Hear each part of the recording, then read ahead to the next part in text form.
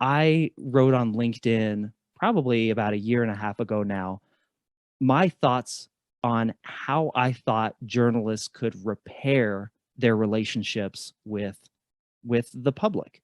Because And that let's was be actually going to honest. be my next question. So Yeah, let's be honest. Um, it's in a bad spot. It's in a it is. bad place.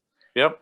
There's no trust from top to bottom. And so I gave my thoughts on that. And one of the things that I said is local journalists, local newspapers, local editorial staff and boards should not be endorsing political candidates. Full stop. They have for the entirety of the time that America has been America. They Sure. shouldn't do it anymore. It is creating too much division and distrust of the media. It is a conflict of interest when you are supposed to be unbiasedly covering political candidates to then go and endorse a candidate for political office doesn't make sense in today's world, in today's political society. I don't believe that should happen anymore. I also don't believe that journalists should be writing opinion articles anymore. I just don't know that if you are assigned to cover hard news, that you should then write that story and then write your opinion about it and have that be in the public record. Don't think it should happen. Now, I had a guy on my LinkedIn profile just rip me a new one over the fact that I didn't think that editorials should happen in newspapers anymore. He's a current journalist. He's a Mm. practicing journalist. I reached out to him. I was like, "Hey, I would love to have a conversation. I want to explain where I'm coming from. I would love to hear where you're coming from." And over a series of just back and forth emails, we could never connect on a Zoom call or on a phone call.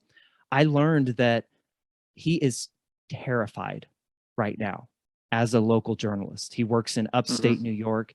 He said that his family and his own life have been threatened multiple times. And so when he saw my post, it brought up that feeling of threat. I am threatened right now. Here is Hmm. someone else attacking my profession, the profession that I love, that I have dedicated my life to. I understand that 100%.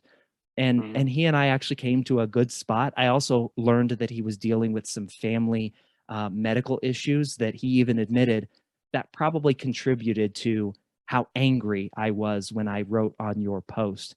I was like, look, I'm going to leave it up because it is an accurate reflection of how you felt and what you were Right. dealing with, but only you and I know the real reasons behind it. And that's what we're dealing with, man, is the person behind it. To go back to what I was saying earlier, the person behind that LinkedIn post that was just attacking me viciously, that person was hurting. Hmm. That person was hurting and in a bad place and felt threatened, and it was a trigger for him. And what can I do but have empathy and sympathy for somebody in that spot?